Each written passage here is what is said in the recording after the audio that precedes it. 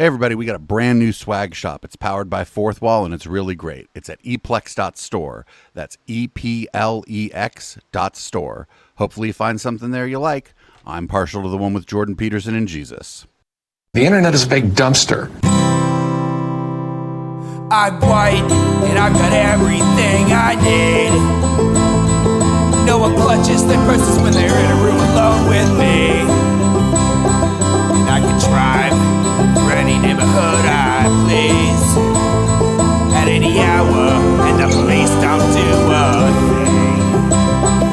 So if I see a penny on the ground, I leave it alone and fucking flip it. I'm a straight white male in America. I got everything I need. I'm a guy getting paid more than a girl with a degree. And I can walk down the streets after dark, no one wants to rape me. And I can get a girl pregnant and just as easily flee.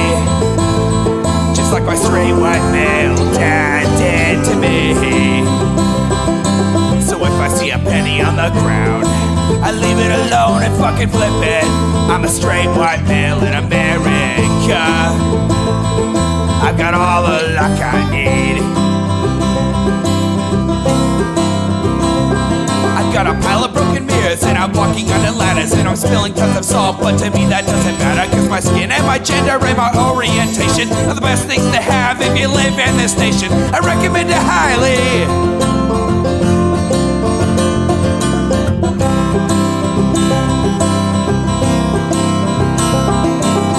I see a penny on the ground, I leave it alone and fucking flip it. I'm a straight white male in America. I've got all the luck I need. Shit's gonna work out for me, cause I'm a straight white male in America. I've got all the luck I need. All right, everybody, welcome to the Intellectual Dollar Tree. Welcome podcast listeners and welcome live viewers. We do the show live every Wednesday, 7 p.m. Pacific, right here at twitch.tv/Echoplex Media. Make sure you hit up our shop at Echoplex Media, or I'm sorry, eplex.store. We have the IDT stuff featured there right now during the live show. And I don't know, throw us your bits, start a hype train, tell your mom, whatever. I'm producer Dave. You can find me on Grindr.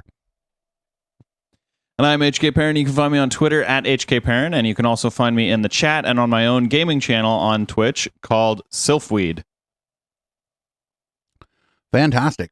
Well, usually when we get comments on YouTube about this show, they are negative, oftentimes about my sexuality, oftentimes about HK's sexuality, even though he's mostly straight.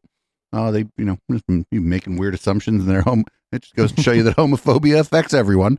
And this one was a good comment. They're like, hey, why didn't you do the thing with Constantine on the first hour of the Tim Pool show? And I said, okay, well, I guess we'll do that next week. So you can just blame it on whoever. You can blame it on the only nice person who ever commented on our YouTube channel. I've never actually watched Timcast. Well, so it's not always great being here. I guess that streak is over. Very quickly, Steve Bannon was found guilty of contempt of Congress. And yeah, well, I guess that's the news. Starting off with some good news. To be expected. Steve Bannon was arguing executive privilege, but when he was on trial, his defense team actually didn't bring up any witnesses. So many people are thinking this is some kind of bigger play here, that there's maybe a strategy to go to a higher court. We'll see. And we'll talk about that, of course. Well, no, you can't claim executive privilege if you're not part of the executive branch. Like, what do you mean? The president is Joe Biden now. Yeah, and the Supreme Court has ruled on that. So, like, are they planning on taking it to a higher court? Like, there is no higher court. Yeah, Tim Pool doesn't know what he's talking about. Also, I'm like 100% sure that once you're out of office, you can no longer, like, Trump couldn't claim executive privilege on that either. Yep, that's what the Supreme Court ruled. So the only thing that could change that is passing a law that the Supreme Court could then overrule. Yeah. If they felt inclined. Start off of the bang. Political circumstance around the Biden administration and Democrats targeting former administration officials with arrest and investigation. Well, it brings us to a dangerous territory with this other story. Man, targeting criminals with A arrest. Republican congressman is running for governor. Someone tried to kill him. Now, I'm seeing all these Who? news outlets saying allegedly tried to stab, but there's a photo of the guy holding a blade in his hand. It's got like two-pronged blade, and Zeldin is grabbing his arm to hold him back. I'm like, you can see the guy on camera, like, try to go at Right, but we use the word allegedly because he hasn't been convicted of a crime, Tim. I don't think Tim understands that.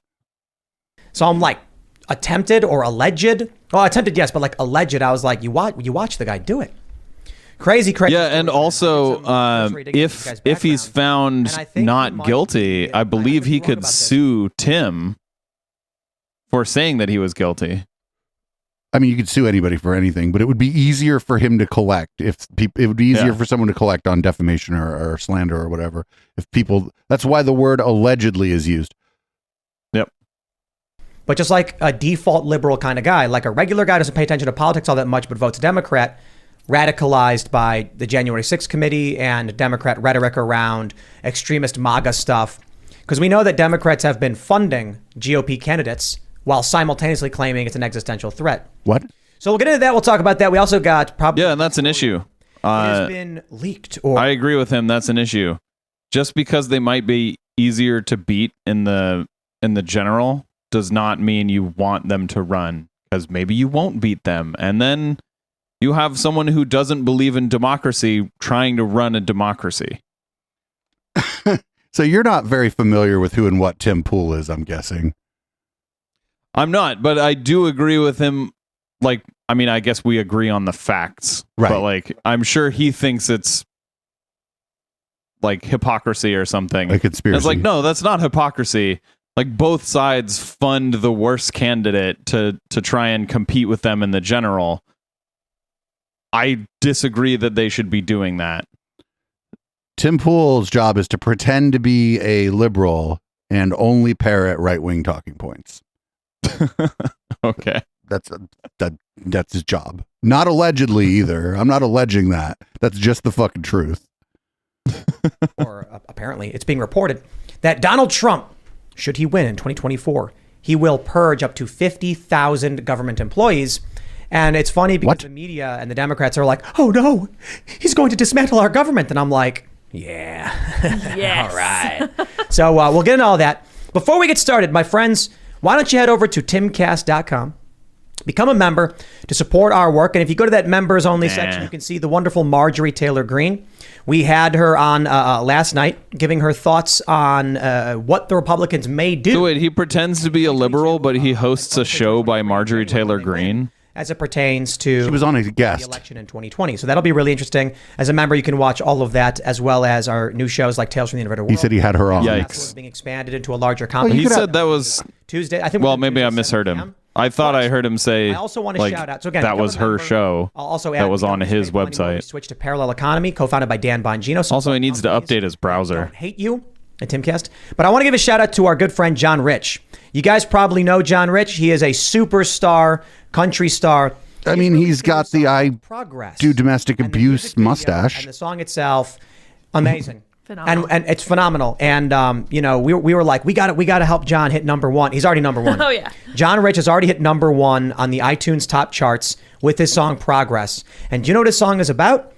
It's about rioters and extremists burning down cities, destroying families, and he's saying, What city got burned down, and how do they destroy a family? Like, you could even burn the whole city down, and like, if the family escapes, you didn't destroy that family. What the fuck? Destroying families? I think destroying families is code words for allowing gay people to get married. Oh, it's the gay?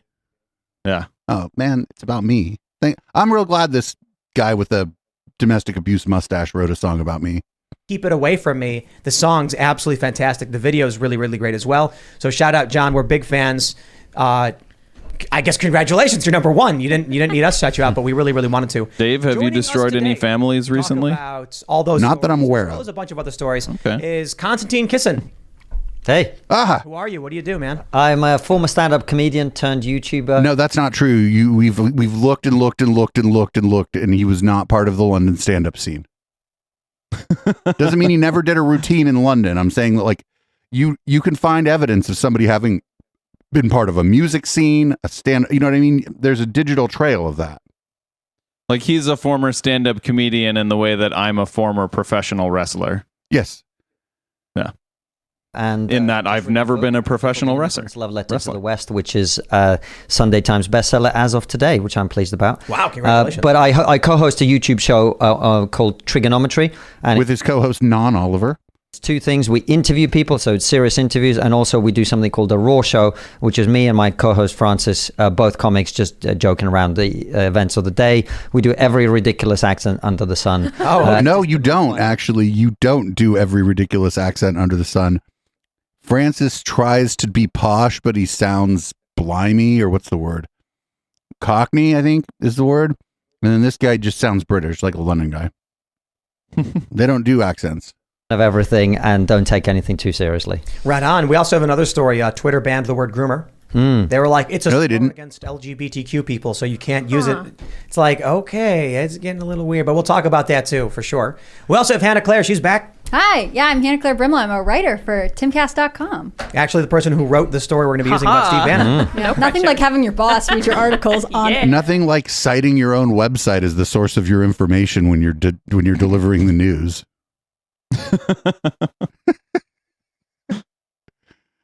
Wow. You can see right here on my blog. I mean, we've referred back to our own blog entries, but just to tell people we were right 5 years ago. Yeah, we don't use them as a source. Oh, no. You know, I'm always like, get a copy editor to like. There was a show when I first started where there's a typo in one of my sub headlines, and the next week Chris Carr joined us. So there you go. good ever I'll since. just look up and glare if we see something. If I get fired live on air, I'm That'll sure be I'll exciting. take- Oh, hi everyone.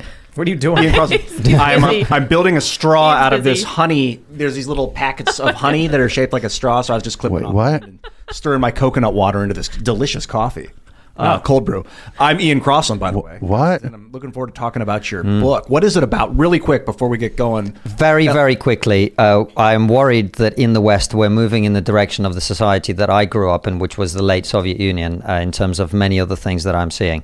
And I wanted to give people in the West a warning not to go down that road, because it's not a very good one. Thanks for writing that. We'll talk more about it soon. I feel like I'm interrupting everyone this evening. I interrupted Hannah Claire to bring her on the show, which is great because she kept trying to keep her from being nervous. And then Ian, I'm casting it over to him, and he's trying to gnaw on this honey thing. I'm sorry, everyone. I had it coming. I'm just here in the corner pushing buttons like I always do. Let's get going. I'm excited to have. All right, the This is first called story banter. It's high on a quality Friday, banter, of HK. course. We don't have It's it. actually kind of big news. Steve Bannon's been found guilty of 2 charges in contempt of Congress trial. It's a minimum of 2 years for each count, but would they really give him that long? Some are saying it's going to be 2 months. Yo, I hope so. If there's a mandatory minimum, he didn't say mandatory minimum. There's a difference between, like, there's sometimes just a sentencing range, like guidelines, and sometimes there's a mandatory minimum. And if there's a mandatory minimum of 2 years, the judge cannot not give the 2 years. The judge can run them concurrently, so it could be 2, not 4. They don't have to be like consecutive. Yeah. But if it's see the minimum word right there, I don't know if he means mandatory minimum or if he means the sentencing guidelines have 2 years at the bottom of the guideline. Those are two different things. Mandatory minimums are bad though, because they put people in jail for drugs for a hell of long. That's what they were there for usually. Yeah, but I do hope that he does go to jail for a long time, because like what he did was so flagrant and out in the open. And also this guy got pardoned by Trump for previous crimes, so it's not like he's an I don't angel. think Steve Bannon received a pardon from Donald Trump. He didn't? No, I think Am I thinking of Roger Stone? I don't think Roger. Oh no, Manafort received one. I don't know if Stone. Roger Stone definitely did. I know. I thought Steve Bannon did for like the same thing. I don't think because I don't think he was convicted of anything like while Trump was the president. You know what I'm saying? I don't think there was anything to pardon him for. Wasn't he accused of fraud? You don't pardon somebody until they're convicted. Is that your phone? No, that's probably a device in my room. In this room. God damn it. Anyway, I don't think Steve Bannon received a pardon. And Stone had his sentence commuted. Trump didn't hand out as many pardons as everybody thinks he did. There's just a lot of, well, he did pardon a lot of really shitty people. There were a lot of people who everybody assumed he was going to pardon, and he didn't. He pardoned, what's his name? Dinesh D'Souza. Anyway, I don't want to get into who Trump pardoned. That's not what they're talking about on the screen. I don't like when we end up doing this. I would prefer if we just keep. I would prefer if we, because this is kind of dense and full of a bunch of like rapid fire bullshit, and so we're gonna have to try to keep it tight. This is the Tim Pool show. Bannon like very publicly and flagrantly violated the law. Going to get the bare minimum. They're going to say 2 months to run concurrently for both counts, but we'll see the story. Steve Bannon said, "We may have lost a battle here today, but we are not going to lose this war." Bannon is the former executive chairman of Breitbart News, as well as a former advisor to President Trump. The conviction comes after a 4-day... A quick correction, Bannon was pardoned by Trump. Justice Department argued Bannon believes he's above the law and showed he chose to show his contempt for Congress's authority and its processes by refusing to comply with the January 6th committee's subpoenas. Well, instead of just reading this, let me just ask Hannah Claire, what's going on with this story? Are there any other developments, or what's your reporting on it? Yeah, well, the major thing is that he has been following this line that he was exercising executive privilege from President Trump, that Trump's lawyers had encouraged him not to testify before the committee, not to submit any documents. And they're saying this is within, official protocol. It's acceptable. The January 6th committee says, no, he knew he was supposed to comply with the subpoenas. He has to turn over the documents. He needed to testify. Just real quick, again, executive privilege only applies while that executive is in office. Otherwise, like Jimmy Carter could be running around claiming executive privilege anytime anybody he knows gets arrested, right? Like Yeah. It would also be like really shitty for the country, like exceptionally bad for the country, if a previous president could keep the current president, like keep secrets from the current president. That would be really bad. Right. It's just bad. Like, that's, if you were the president once now, nobody ever has to comply with any subpoenas from Congress or whatever. No. Yeah. That's bad. It's stupid. There's no valid reason that would be the case. I don't even like the idea of executive privilege in the first place. Like, if you know what I mean, if you're subpoenaed by Congress, you should have to go fucking testify in front of Congress. They don't subpoena very many people. It's not a long history of them just all willy-nilly subpoenaing everybody. Yeah, I agree. Remember that the January 6th committee has subpoenaed 100 people. The only other person to be indicted is Peter Navarro. Peter Navarro. Thank you. And throughout the trial, it was a 4-day trial, and we had basically the Justice Department saying this is ridiculous. It's simple. He was supposed to be there, and we had Bannon's attorneys arguing that no, there's precedent in the way, and also he was in the middle of negotiating terms. We've seen a couple other people. I think Mo Brooks said, yeah, I'll testify before January 6th, but I want it to be televised. I want it to be recorded. There are people who are uncomfortable with the way this investigation is being carried out. But you don't get to make that decision. A lot of the feeling is that they're trying to make an example of Bannon. Right here, the first thing that comes to mind is, Konstantin, is this becoming Soviet-esque? Yeah, I don't know too much about it. I think it's... I don't know much about it. He's going to say I don't know much about it, but yes, watch. Scary in a different way to me as a complete outsider who maybe doesn't follow the legal details, but just seeing how divided this country is. Oh, shut up. America, I think it's a brilliant place. It is really scary that when you break the law, you go to jail for it. It's very scary to think that the United States is in a place where you can't just get away with breaking the law publicly on television several times. And not for nothing, Bannon wasn't even for like breaking the law. I mean, it's against the law to not comply with a subpoena, but he wasn't charged with a crime. He was just asked to testify about an event. And he said no. And they said, well, okay, well, now you're in contempt of Congress. You know what I'm saying? He wasn't charged with a crime. Now that's a crime. Right. But no, but he said no. Very publicly, he said he wouldn't comply, which is a crime. It's a crime to skip on a subpoena from Congress. Yeah. But otherwise, he wasn't charged with anything. You know what I'm saying?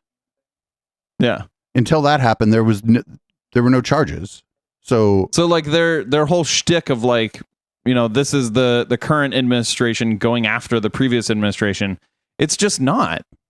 Like, this is Congress. They weren't going after Bannon. They just said, "Hey, Bannon, we want to ask you questions." And Bannon was like, "No." And they were like, "Are you sure? Because it's illegal to not answer our questions." And he was like, "Yeah, I'm sure. And I'll say it on TV." And they're like, "All right, you're under arrest then." And people on both sides are trying to destroy each other right down, burn everything down to the ground. Is very worrying, because it's not just about America. Like, we everywhere in the world, in the UK where I live, we import all of this stuff and then we start doing the same thing to each other. So it's really, really worrying the way things are going, man. I think when you have this guy is a both sides there. Right, but here's Tim like throwing the most gasoline on that particular fire that the other guy that Constantine was describing, right? Yeah. Like, I can't believe both sides committed a coup against the United States government. It's like, what? Well, that's not what he's saying. Both sides are not the same, and both sides aren't trying to tear down the government. There's one side that tried to tear down the government. Right, but that's not only one side. That's not what Constantine said. Constantine was just like, both sides are big meanies to each other. No, he said both sides are trying to burn everything down. He didn't mean that. He meant that we can go back and listen to it again if you want. He's basically talking about the lack of civility and like he means burning down of societal norms. I know his shtick. So one side wants trans people to be left alone and let to live peacefully, and the other side wants to literally burn down the Capitol building and hang Mike Pence. And the rival political party arresting when you have the current administration, and rival Democratic Party arresting their rivals and the previous administration. Yeah, we're there, man. Okay, the president did not arrest Steve Bannon.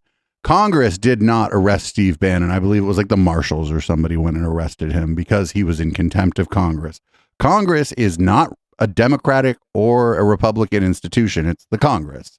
If you were held in contempt of Congress, you were held in contempt of the whole Congress, even the people who might agree with you. So it's not, Tim Pool is inaccurately describing this.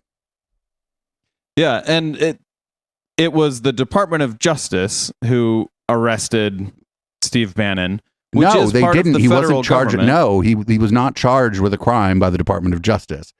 He was only, in this case, it was just contempt of Congress. So it was probably like the U.S. Marshals. But that's prosecuted by the Justice Department. It was probably the U.S. Marshals that carried this out. Justice Department would have charged him with a crime other than contempt of Congress. Isn't that the crime? The Justice Department does not charge people with contempt of Congress. Congress does. Okay.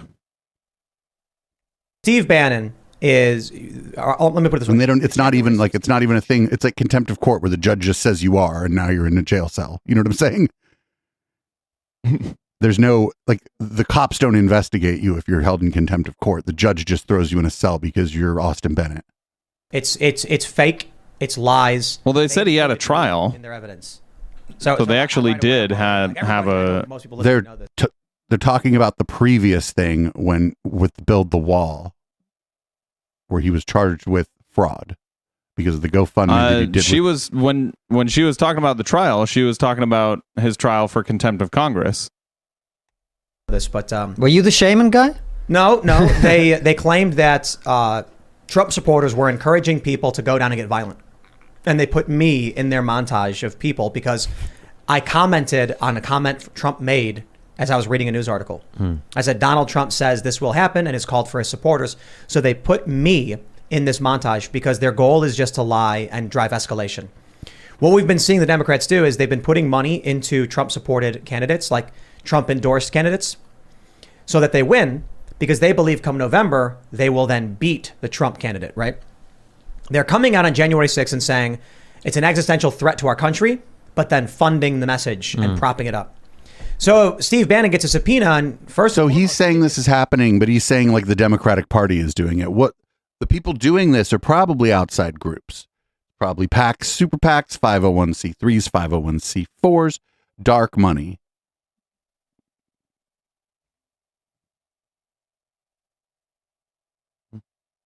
just say screw you. He said the president has executive privilege, meaning, you know, we don't have to comply with Congress.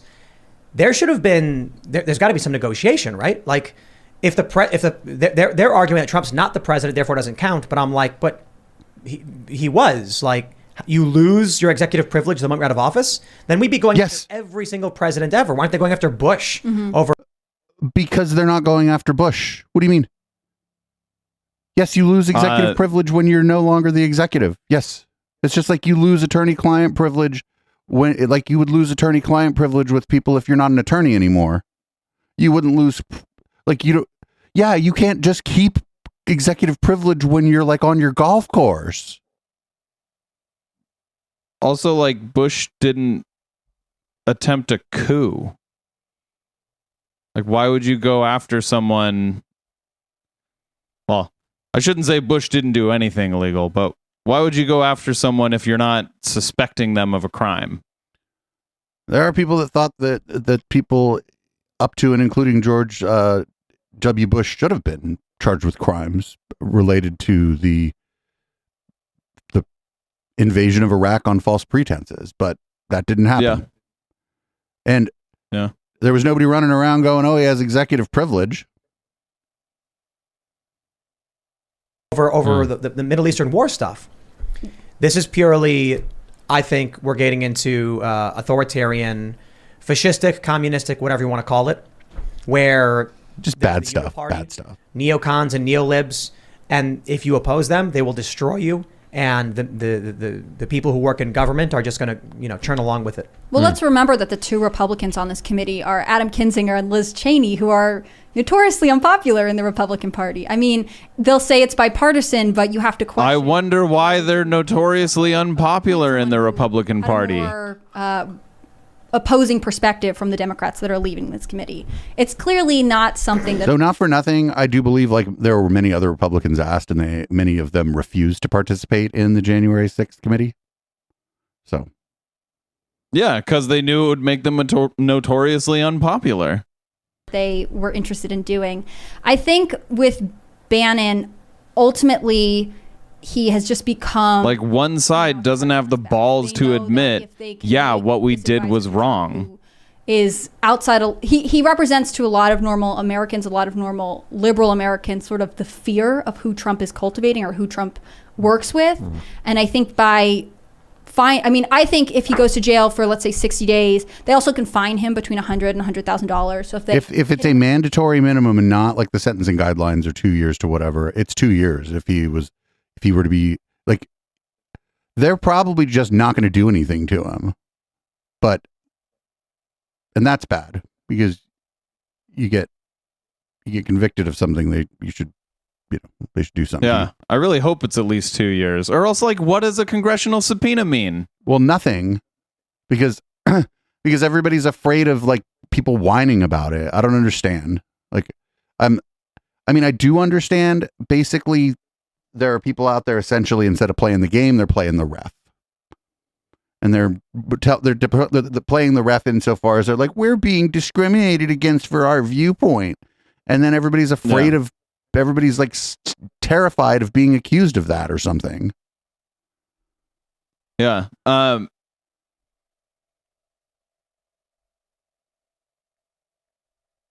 forgot what I was gonna say. Fuck. With the $200,000 fine, they put him in jail for 60 days. I remembered. Like, if we don't enforce the laws regarding congressional subpoenas, then there's no reason for anyone who gets a congressional subpoena to go to Congress and testify.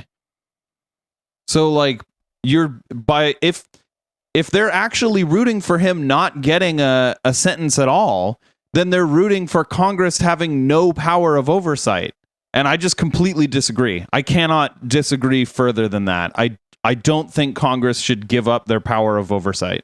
And not for nothing, out of the other side of their fucking mouth, they're probably calling Joe Biden a dictator. And yet they're like, well, Congress shouldn't have oversight over the executive when it was our guy.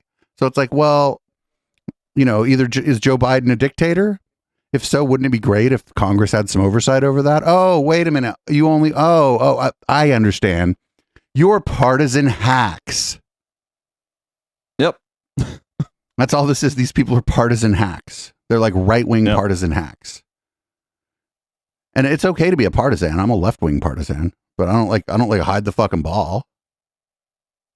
Yeah, I wouldn't call us hacks. We're partisans, but I've done. We're not pretending to be right wing. Well, that's not necessarily what being a hack means. I mean, I'm live fucking 30 something hours a week. There are probably plenty of evidence that you could cut together out of context. Be like, look, this guy's a hack. So fair enough. An arrow on Bannon, and that's really all this is. Tim, can I steal man? Like, I'm just curious because I always like playing devil's advocate is what I do on our show. So if you just take the steel man version of the Democrat argument, right? What wouldn't they say? What happened was on January the 6th was an attempt to overthrow democracy, and we have to make sure this never happens again, which is why we're doing this. Is that what they would say? So one more time, the Democrats are arguing that January 6th, it's an attempt to overthrow democracy, and they have to follow the legal process to make sure that never happens again. That's essentially their argument. That's what they're arguing. And what's wrong with that argument, in your opinion? It's not real. So they're trying to... Wait, why is it not real? You just said, it's just not real. It's just not real. Just not real. He doesn't believe it, therefore not real. Not real. Like, even if they were wrong, that would still be like a reasonable argument to make, right? Even if they were completely wrong, like the argument itself would be reasonable. Oh, come on. Yes. Even if it were not sound, it would still be like a decent argument. Yeah, it would still be valid even if it's not sound. Right. An example using me. They're trying to argue there was an organized effort, a conspiracy to overthrow the U.S. government, even though the FBI... There pretty clearly was. Initially, they did. Now you've got seditious conspiracy charges, and it's just, I think it's all fake for a variety of reasons. One, they had this unnamed co-conspirator, and the guy actually revealed himself, saying like, "Here's the chat messages. We were saying no violence." It was like criticizing people who are arguing for violence. But so check this out. He's like, the person was like, here's the chat messages that I want you to see where we said no violence. Okay, so what?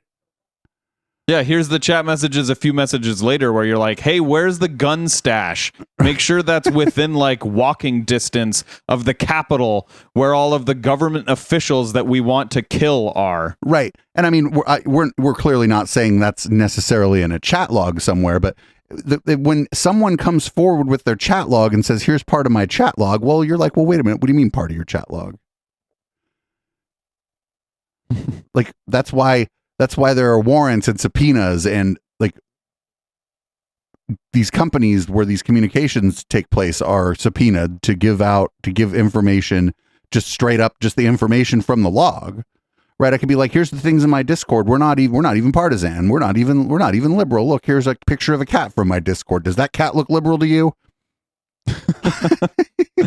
Like, imagine like the cops bust like a drug lab, and they're like, no, we weren't making meth. Look, in our chat logs, it says, hey, no making meth in this drug lab.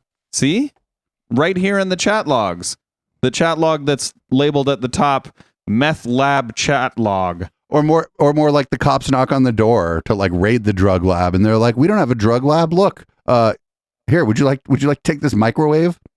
And they just like, it's just like hot pocket residue in the microwave. They're like, "Here, you can search this microwave. We got a coffee maker you can search. Don't bother searching. Search the kitchen. Don't go through that door. Right? Or don't bother searching. We'll give you everything you need." Yeah. You've got Ray Epps, for instance, this guy who's also unindicted co-conspirator just sounds like somebody who might lie in relation to their conspiracy. Like, you mean these people that are being convicted of crimes might lie about those crimes? Well, unindicted co-conspirator is someone who hasn't even been indicted.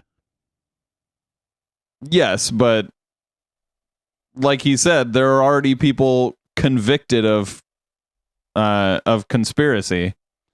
Sure. So like saying you don't believe that there was a conspiracy is pretty illogical. Well, if you're listed as a co-conspirator, it's in your best interest to maybe try to get the idea out there that there was no conspiracy in the first place. Yeah. But like there were actually people charged and convicted of seditious conspiracy. Street on camera telling people to go in, no charges, the media defends them. The reality is there were no cops, protecting the perimeter. Like there was no substantial police force. There was What the fuck is he talking the about? door to the Capitol. We watched him beat a bunch of cops with American flags. Right. Like he says there wasn't enough cops there. That's correct. And that was No, he said there were no cops at the perimeter. Yeah, that's just incorrect. But then he does this thing all the time. It's one of Tim Pool's things. He'll make a obviously false claim and then make the softer claim like immediately after. And then like his fans will be like, "Look, he corrected himself immediately." I'm not kidding. And so the fact that there weren't a lot of fucking cops there and that there wasn't like a large police presence means that whoever was in charge of that doesn't even have Facebook. They weren't even able to view any chatter on Facebook, right? Yeah, gosh, who was in charge of the National Guard? Maybe they should have been sent in. Well, I mean, the problem is there just weren't enough Capitol Police there in the beginning. I don't know. Each state has its own National Guard. Like, I believe was it Virginia or Maryland before the National Guard even was called in, just said, well, we got to do something, and sent their state police to go help. Like DC Metro went and helped, but it was like too little too late. The shit was already fucked up. They'd already stolen the door. The Q shaman was already in there dancing like a version of Jamiroquai who can't dance. Like they fucked up. It was a security failure. It was an intelligence failure. I knew more about what was going to happen on the day of January 6th, it seems, than whoever was planning the security around the Capitol that day. Yeah. There definitely were multiple failures, but like you can't blame like someone's crimes on someone else lacking security. Oh, absolutely. Like if I don't have a lock on my door, that doesn't mean someone's allowed to come in and murder me. Right, but that doesn't mean that you shouldn't have had a lock on your door too. Like, you know what I'm saying? It's certainly not your fault that you're dead. I understand, but like there was a massive failure, and I think a lot of it was that there was this fucking all the people that were going out there were, you know, you saw all this stuff about people carpooling and people like booking flights, and I think it might have just been like race and class that were at play there. It was a lot of middle class. It was a bourgeoisie uprising, right? It wasn't like a working class people's uprising, and a lot of white people too. And so I feel like a lot of biases about race and class and violence and potential for violence were at play, and that's why there wasn't the kind of preparation that should have been made. Yeah. Did you know that? Yeah. Police opened the door. They fanned people in. There was a riot at one side. They did not open the People door. shoving their way in some areas. They opened a gate. And maybe half of the people who walked in were invited in by the police. The cops opened the doors, waved them in. Oh no! All of this I agree with, and I totally. How come accept. that's I guess not what on I'm saying is video? I think from So the thing he's talking about, and his fans would probably just say he made a mistake. So what had happened was, because there weren't enough security to protect a large perimeter, right? Because protecting a large perimeter takes more people. So they opened gates and fell back to try to protect a smaller perimeter around the building, because what else? Which is not the same as waving people through the door. Right. So this is bad, and this is crazy because this Constantine's gonna he doesn't know anything about this. They never talked about this on his show, and he's just sitting there going, "Oh, I agree with all of that." Well, fuck you, Constantine. You just said a few minutes ago that you don't know anything about it. From their perspective, a more plausible explanation is they thought Donald Trump was Hitler, right? Yeah. And then his supporters stormed the Capitol. Storm, inverted commas. Well, I mean, if their perspective is based on the fact that they're wrong. Oh, no, well, then I'm they not can believe. disagreeing. Well, listen to this. Like, this guy's just like, he's like, I agree with you, but let me present the opposing view. And Tim's even interrupting that. Yep. He doesn't even want the trigonometry guy to be like, here's what I think the other side might think. He doesn't even want to hear that on his show.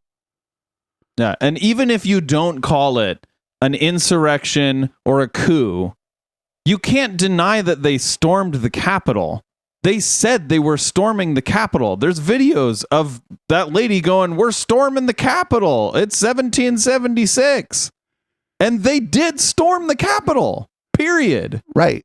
No one disputes that, except, I guess, Tim Pool, for some reason. I'm not disagreeing with you. I'm just saying I think the reason that they're behaving in this way is they decided the evil Hitler and his supporters did this. No, they're funding these people. You think it's deliberate? I mean, I don't think it's reported fact that the Democrats Governors Association put $1.16 million into who's Dan Cox? Dan Cox of Maryland. He's running as the Republican candidate for governor. They're literally funding the people they claim are threatening democracy. So there's no way they believe that's true. It's not monolithic, though. The Democrats, it gets kind of vague, because when Marjorie Taylor Greene was here last night, I listened to you guys talking. She was saying the Democrats want to. She's talking about the Democrat congressmen and women. But when you say the Democrats, you're talking about like the Governors Association, the actual Democratic voter. National Committee, and the voters are a bunch, and sometimes the voters themselves, naive, ignorant people who are marching in lockstep with fake news. Because the people that yes, Tim uses words in different ways to try and win the argument. Congress people, so it's a lot of disparate. We're talking beliefs. about the political party.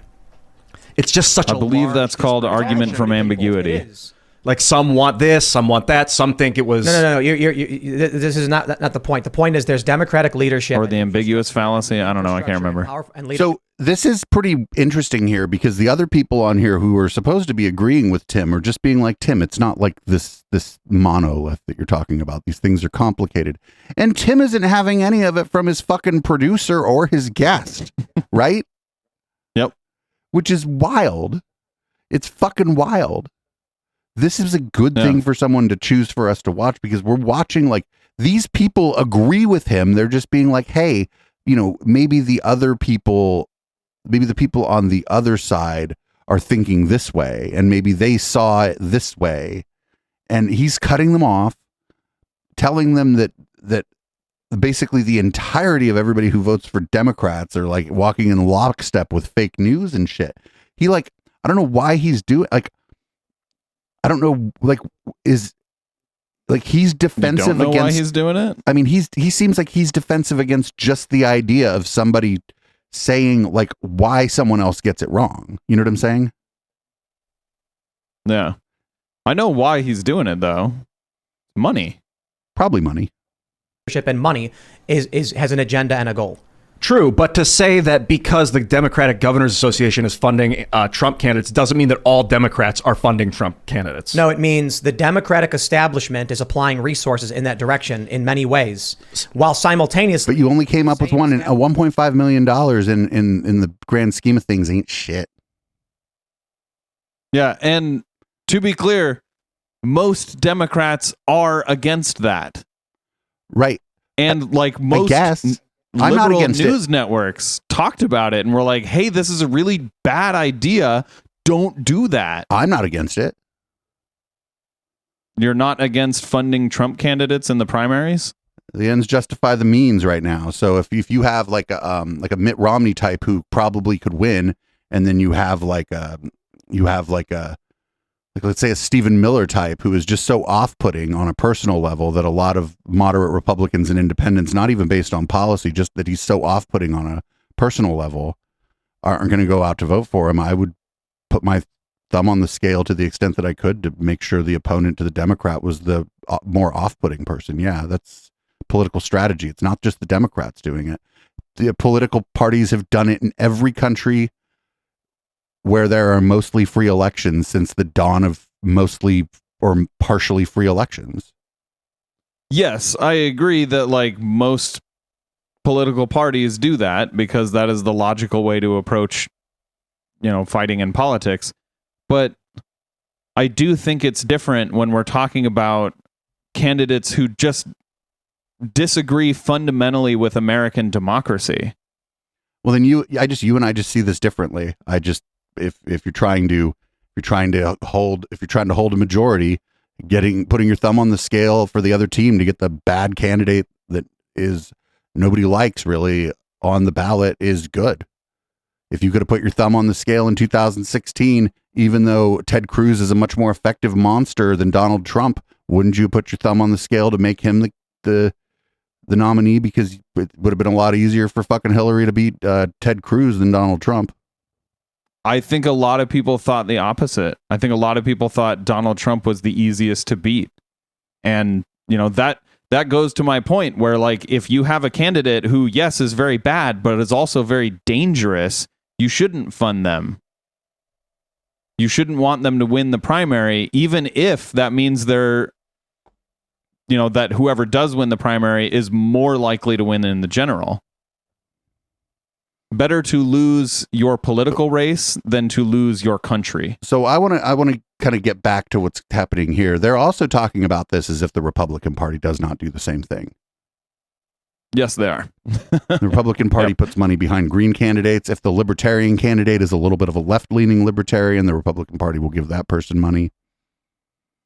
If they think they'll take, the Republican Party is giving money to Andrew Yang's grift because they think it'll take votes away from Democrats. So this isn't like a thing that like it's just the Democratic Party or just like the liberal establishment doing. And they're not going to bring up the fact that in this case, this is a both sides, but it's not even a both sides. It's an every side of every election ever thing. Yeah, but I think Tim is trying to make the point that it's hypocritical to say like, hey, this candidate is dangerous to democracy and we're going to fund them.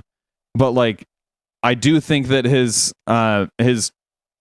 guest, I guess, or, whoever the guy who was playing with the honey straws earlier, that guy, he was saying Democrats aren't a monolith. And I completely agree. Like the people that are saying these people are a threat to democracy are almost definitely not the same people who are funding them.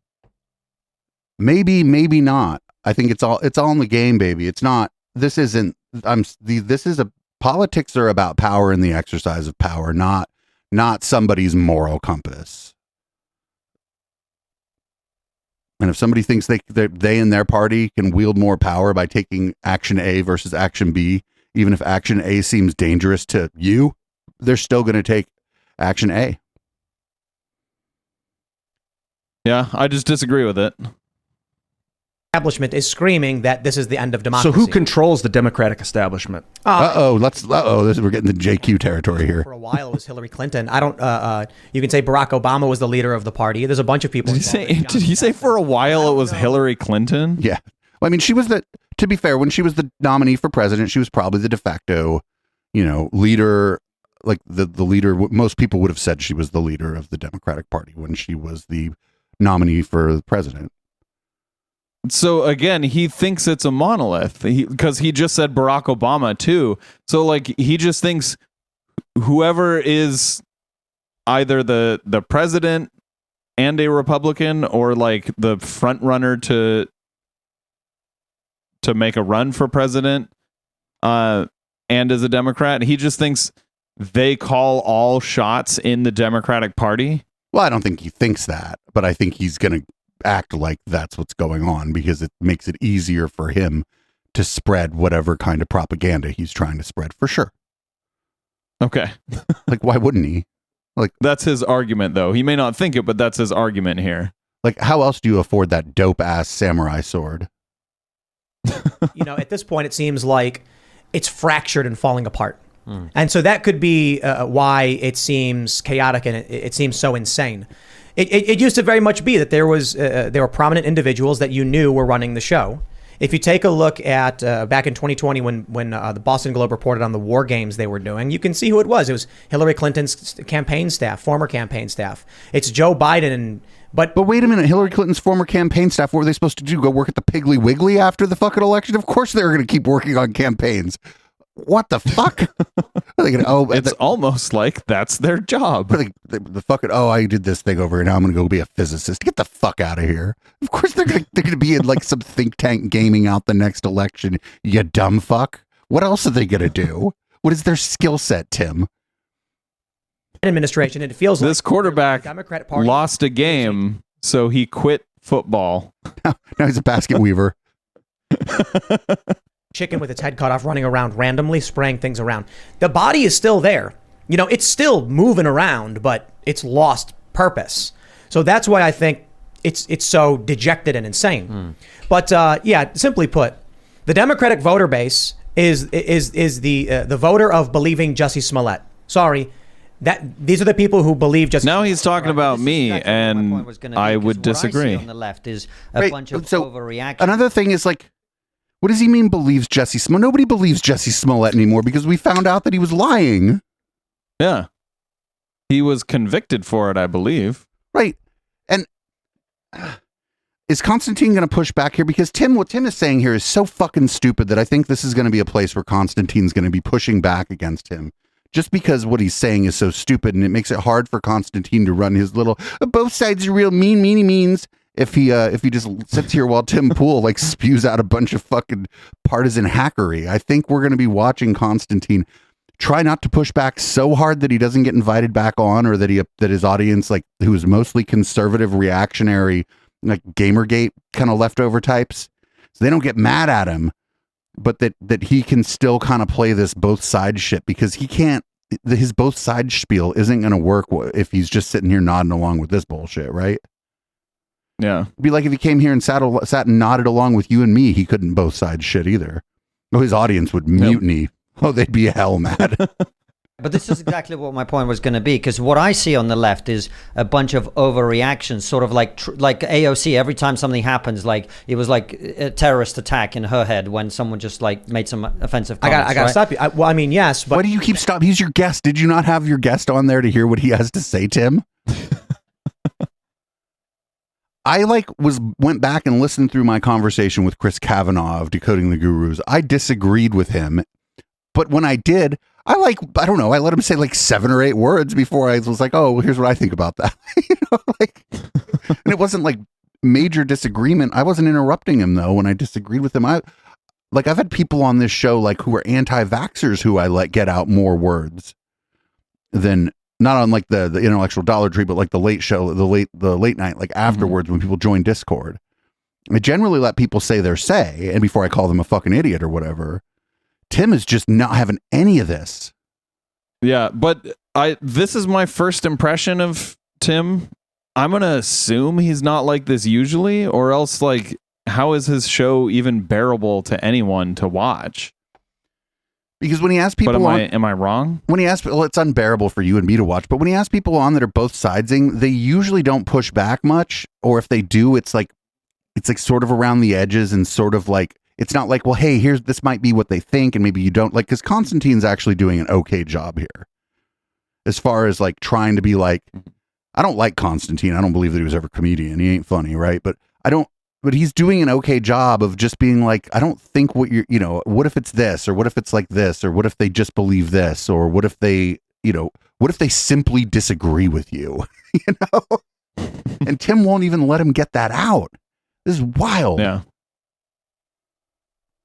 fabricated the story from January 6th. Oh, of course. So That's what I'm saying. It's not an overreaction. It's deliberate fabrication.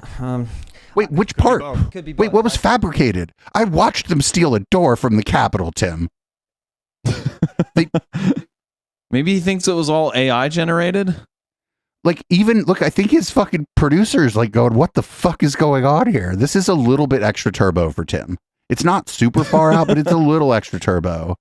He probably he sells supplements, I think. Maybe he took a little too much of the boner pills or whatever. I don't know. That's kind of what I'm like. A big problem on the left that I see is people exaggerating the nature of everything that happens. They're so obsessed with being a victim, everything makes them extra victim, and that's why I was. But I'm not a victim of January 6th.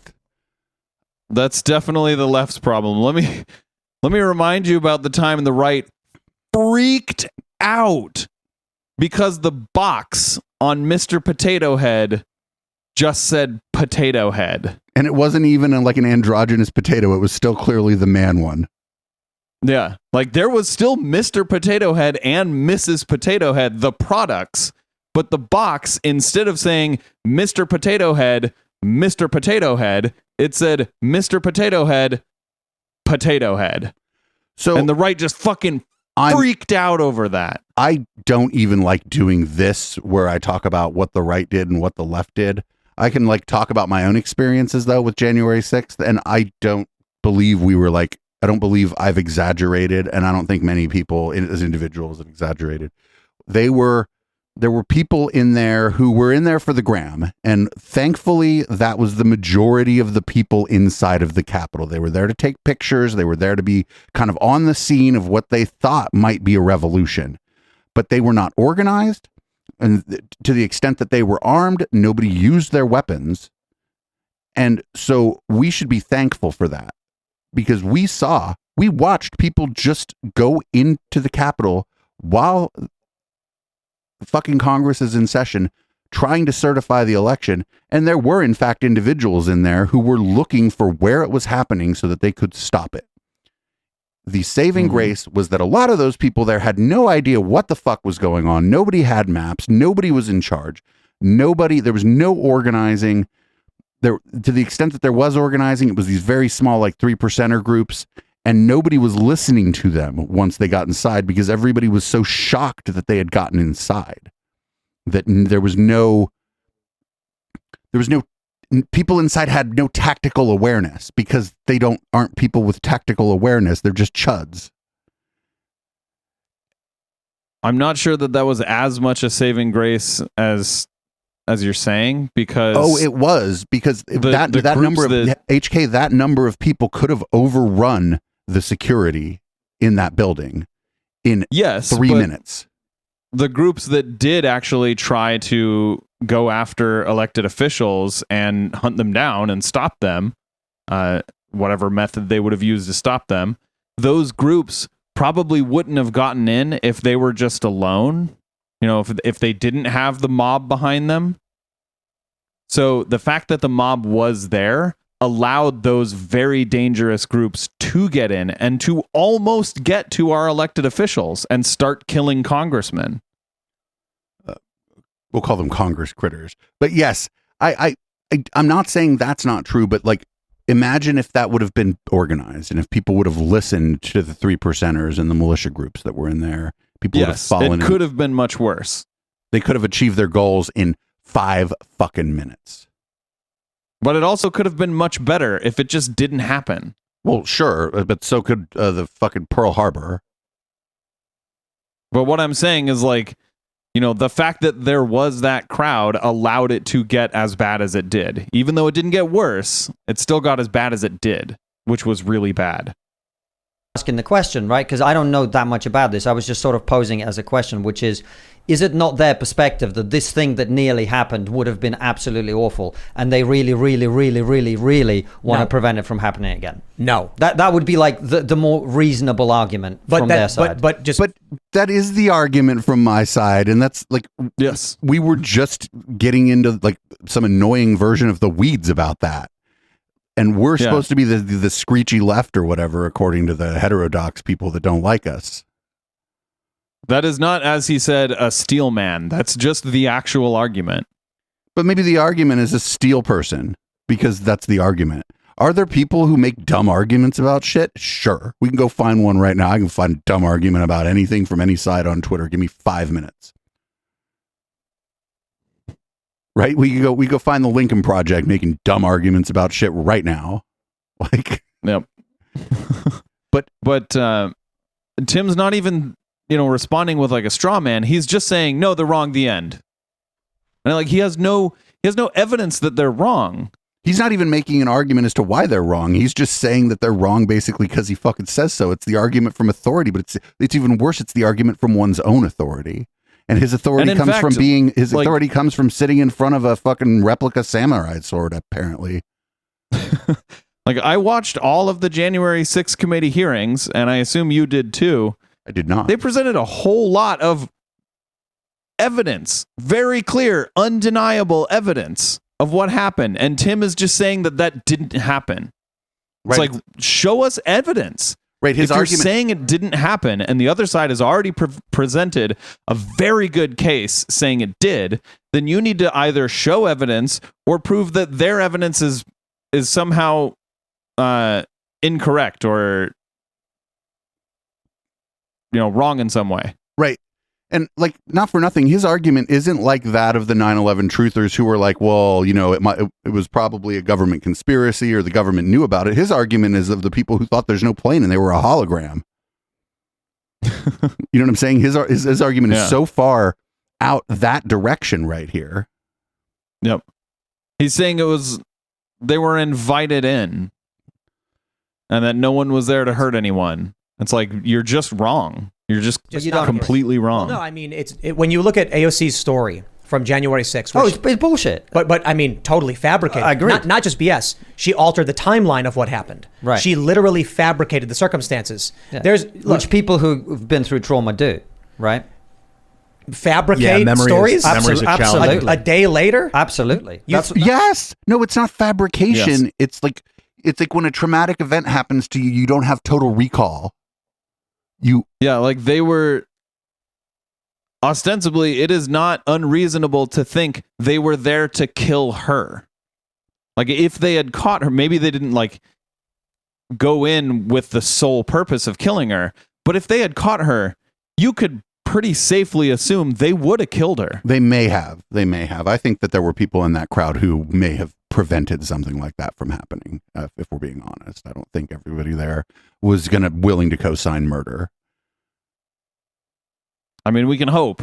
But so the deal is, the thing they don't like is she was like in another building, right? She wasn't in that building.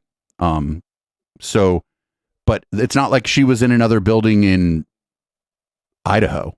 Do you know what I'm saying? She was like next door, I believe. Yeah, she was like around the way, you know?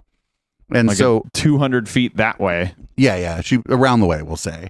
And so she was afraid that something might happen to her. And that's a reasonable fear. And then they were placing pipe bombs, so she didn't know that. Something might have happened to her. She didn't know that. Like nobody really knew that there were pipe bombs placed like during the event. The thing they're talking about is her next day recalling of her experience when she found out that the Capitol building was being stormed by people, and she was in a building around the way, and she was like, well, these people probably know that there's Congress people in this building too. That's pretty scary.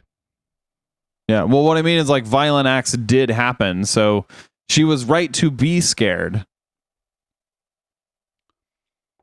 But it's so crazy because, again, Constantine is like, no, people don't remember things right in a traumatic event, right? He just said that. Yeah. And Tim is disagreeing with him. You don't remember things right sometimes for mundane events. Yeah. You're not lying. You just don't remember. Do I remember what I had for lunch 4 days ago? Oh, I do actually, but that's because it was fantastic.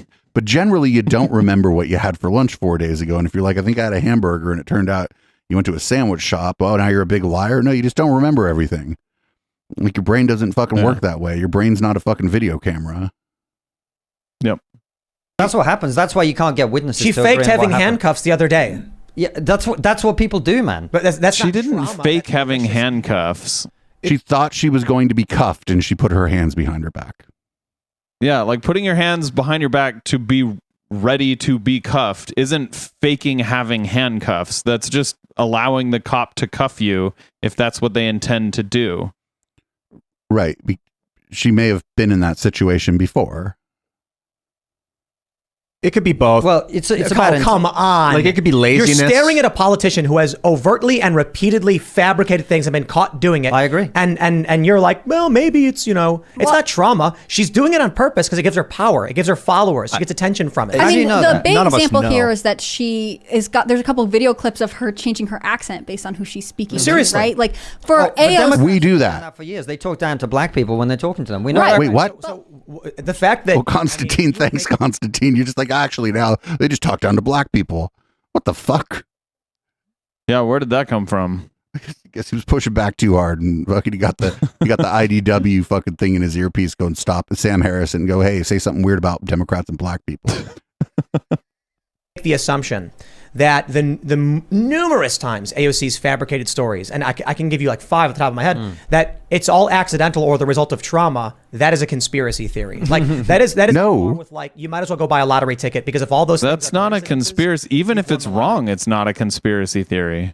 Also, because it's not a conspiracy. Not for nothing. Show me somebody who hasn't gotten 5 fucking things wrong. Like if they're like a public speaker, like get the fuck out of here. Like a conspiracy theory, by definition, has to involve multiple people conspiring. Like that's what a conspiracy is. Like it would be you're lying theory. Or you remembered that wrong in some cases. Yeah, but he's saying if she's lying, then it's a conspiracy theory. Yeah, you're right. A conspiracy can't just be, it generally isn't one person. Yeah.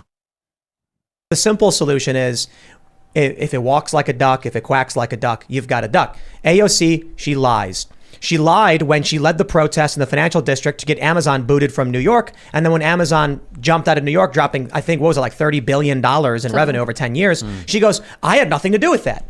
It's not even my district. You look at January. Well, no, she probably said that's not my district, but she was there. And oh, God, that district is right next to the Bronx. Oh, you're so stupid. People in New York are like, oh, I'm from the Bronx, but they're also like, I'm a New Yorker, right? They're, you know, like if you live in San Francisco, you're like, I'm in the Castro, but I'm also a San Franciscan. So she had, you might have no power over a particular district of San Francisco, but you might still be at a protest in a different district for something you care about because you care about your city. What is he talking about? He is lying.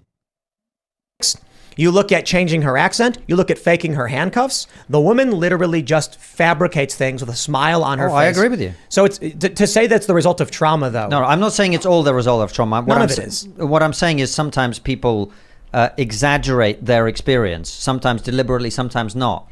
Do you see what I'm saying? Oh, sure. But I think with her, it's both. But there's a difference between. She's a politician, of course she lies. There's a difference between exaggerating and fabrication, Sure. right? Exaggerating would be like if AOC said that when the cop knocked on her door and said, "Where is she?" She got scared because she didn't know who this person was and felt threatened by it. I would have been like, that's an exaggeration, probably. Instead, she claimed she thought that the rioters got to her a full hour before the rioters breached the building, and no one had any idea they would have done that. That's a fabrication, not an exaggeration. No. That's her not remembering what time it was. Also, just because the rioters weren't in the building yet, it's not like the riot hadn't started. They weren't even in the building she was in. I'm telling you, it's that she didn't remember what the fuck time it was. But even if he were right and she was correctly remembering the time, he's still wrong. Because just because the rioters hadn't breached the building yet doesn't mean there wasn't a riot going on. And like, when did they breach the first perimeter of the building? All these different things. But I'm telling you, the thing that requires the fewest assumptions, I think, is that she just got the times mixed up. Yep. And I agree with you. Like, no one even came in the building. She turned one circumstance into a different circumstance because she had hindsight. She knew the circumstance of the day, and she knew most people did not know the timeline. So when I saw that story, I said, this doesn't make sense. She thought they got in her building. And what do we hear from conservatives? They were like, AOC wasn't even in the Capitol. The fact checkers come out and say the Capitol is connected to those buildings by underground tunnels. And then I said, and her story took place an hour before anyone breached the Capitol in the first place. Was she psychic? Did she know it was going to happen?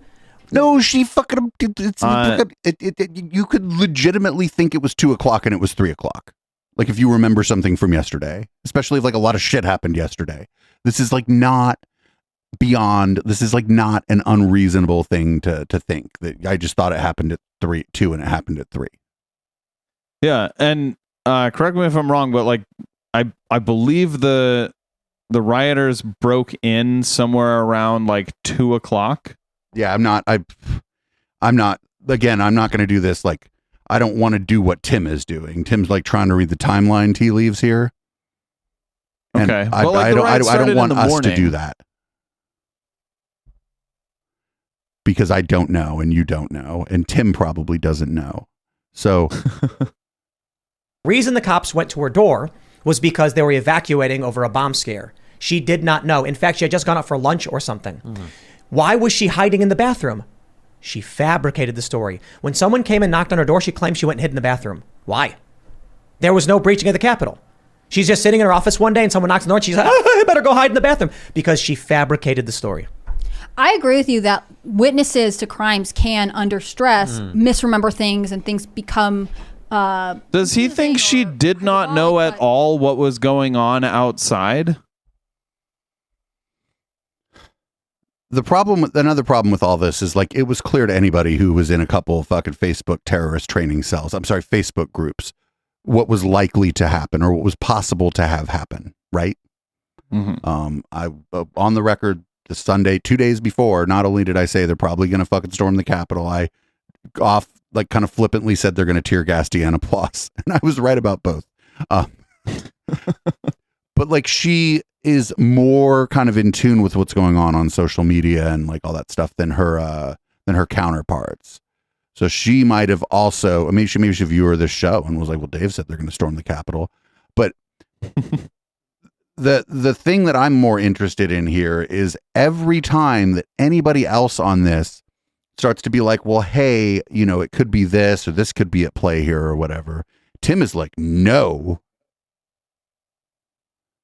Like, just like almost like bang, like he might as well be banging his fist on the desk, like admonishing people. He's not doing it, but he may as well be, for just being like, hey, you know, from what we know about traumatic events, from what we know about the way humans remember things, you know, this could be, some of these things could be at play here. And he just doesn't want to hear any of it. I have no interest in trying to rehash the play-by-play of January 6th on this podcast. But it's very interesting to me watching Tim just, I am the expert.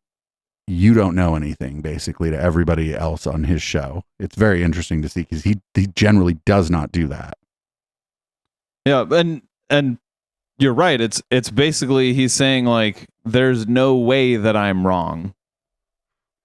Right, even though they're saying you're probably right, but this could also be a factor. He doesn't even want to hear this could also be a factor from people who are sitting there desperately trying to agree with him. This is wild.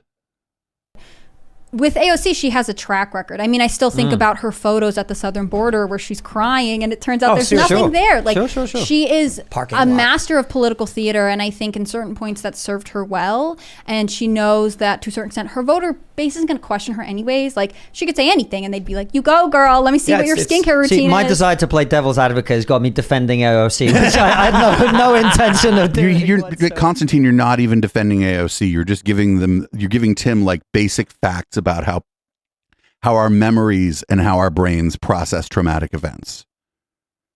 Yeah, to the extent that he's defending AOC, like he's defending victims of trauma. Right.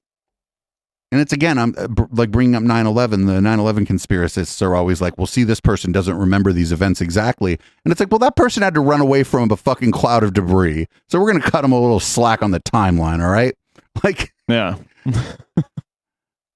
However, well, let's jump to the next story, the escalation in this. Check this out. This was huge breaking news yesterday. Lee Zeldin, a Republican from New York, someone tried to stab him. And they're saying it was an alleged stabbing. And I'm like, there's a picture of the guy holding, I don't know what it's called, but it's got two blades on it in his hand as he's like going. And then if Tim was a journalist, he would read something called a style guide. Usually comes from the AP. Reuters actually puts out one too. And the word alleged is not there because the people writing the article don't think the thing happened. It's there because that's how you report. That's just how you do it. Well, it's there for the protection of the reporter. Because again, if you say like, oh, this guy clearly committed this crime, and then that person is found not guilty of committing that crime, then you are at risk of being sued for what's it called? Defamation. Sure, defamation. I don't know if that's exactly the right thing or if it's libel or whatever. I don't know. I don't know which one, but basically it puts you at risk. So like a single instance of it, probably not. But if an organization does it over and over again, it certainly puts the organization at risk, and the legal department at the organization is going to put the brakes on it. Absolutely. Yeah. This is also just stuff this is just stuff out of the fucking style guides. This is how you talk about crimes where there's been no adjudication yet. That's it. Yeah. His arm back. You watch the video first. The guy didn't run full speed and jump up. He casually gets up, walks up to him and goes like this, and then gets his arm grabbed. Almost like he didn't really want to do it, but I'm not going to say that. He went for it and got taken, pulled down, thrown down. This dude got released immediately. Mm-hmm. Which Lee Zeldin predicted that night. But we're talking about a man who attempted to assassinate at minimum, attempted to stab in the neck a Republican running for governor, and they just cut him loose right away. How is it? I thought that only happens in the UK. That's New York state law. It's interesting because Lee Zeldin, one of his major platforms running, he's challenging Kathy Hochul, is that the crime laws in New York are terrible and that they don't keep people safe who need to be kept safe. So it's just... I would like to see the statistics of the New York State versus Arkansas on violent crime per capita. I'd just, like to be curious. I'd be willing to bet that New York State is one of the most safe states in the nation. But I don't know. Probably. Irony that he was like, I also think like using one law and saying because this one law is bad, it means the entire state's laws are bad, is a hasty generalization fallacy. So, if you're gonna say like this whole state is their laws aren't working, then like you said, Dave, you need statistics. Right. I can tell you, he said this at 1:30 in the morning, like under New York state law, this man will be released. And he was completely right because he knows the law. They charged him with attempted second-degree assault. You jump on stage to a sitting member of Congress, when a sitting member of Congress is... Maybe the fucking prosecutor knows more than you do, Tim. The prosecutor's not going to just charge like the lowest crime.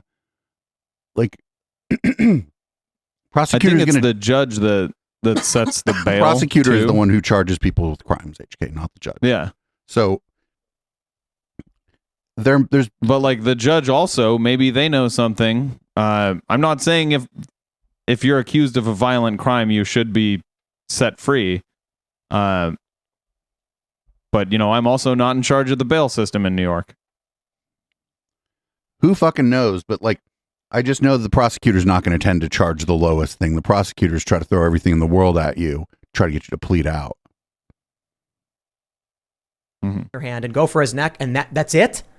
I've heard some like arguments that he was actually reaching for the microphone and that the blade. It's not. You with watch a knife. the video? Because the governor, Zeldin, said that he said "you're done" to him before he came at him. Maybe he was going to try and grab the microphone. Well, why does he have a weapon in his hand? See, if you're approaching a guy with a weapon, it doesn't that's make any sense. attempted murder. I've heard other people say, well, those are like self-defense keychains. They're not that serious. But it's Wait, was a keychain knife? Okay, everything's okay. Wait a minute, it was on his keychain.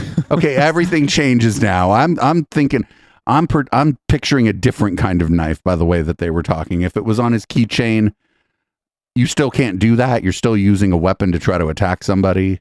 But if it was on his keychain, now everything's coming into a little more focus here. She fucked the whole thing up for Tim, I think. for self-defense. That's what they are. If you're attacked at night, I want to see the video. and have more force. Is he going to show the video? It's a very strange thing to Why do. would he? It He is can tell his audience what stranger to happened. me That he's just on the Do you have a street. picture of the blade? Yep. Yeah. Let me see. I can pull it up on Twitter. This is wild. I'm not gonna provide a defense for a guy who jumped on stage holding a blade and going after a sitting member of Congress and telling him he's done. That allegedly, I don't know. Yeah. So Wait, it's, where's- like? Who Perhaps- knows what that is? Is that even I a don't know what blade? it's called. People probably know what it's called. It's got two spikes on it. You hold it between your fingers. They're self-defense keychains. Yeah. Oh, And okay. in the video, you can see his arm go up and around towards the neck, and that's what a lot of people reported, that he took a swing at his neck, at Zeldin's neck, and then they grabbed his arm, and then someone bear hugged him and pinned him down. You jump on stage wielding a weapon, saying you're done, and then move your arm around with the blade in it. Like, dude, come on. Is there a video of it, of the attack? I guess we'll call it an attack. There are some floating along. Yeah, online. you can't see that much, but you can. But Tim could see everything just a second ago. Right? He was clearly going at his neck, but you can't really, we're not going to show because you can't really see what's going on in the video. You need to be me to really understand. Tim is psychic. You need to be Tim. You need to be Tim Pool to understand what happened in the video. Oh my God. But it sounds like there's not a whole lot to disagree with here. I would say maybe there are probably a lot of circumstances that I don't know, and I'm not the judge in this case, and I'm not the prosecutor in this case. So, I would not want to to fling ideas around about what happened here and whether it's right or wrong.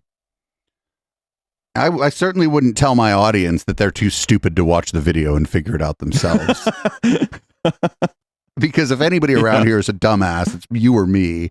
We've actually cultivated a pretty smart and cynical audience here. So if anybody's too dumb to assess the situation, it's one of the people on camera. But luckily there's 3 people on camera, and so we can say it's Tim. Yep. Fuck. A little far away, but you can see him reach for it. I just think, regardless, this is here's what I think of this guy. I did some digging into his background and his family and stuff, trying to find out what I could about him. I don't know a whole lot. And this is He really didn't describe that weapon correctly. The way he made it sounded like it was like a knife, like Yeah. a switchblade, but like double-sided.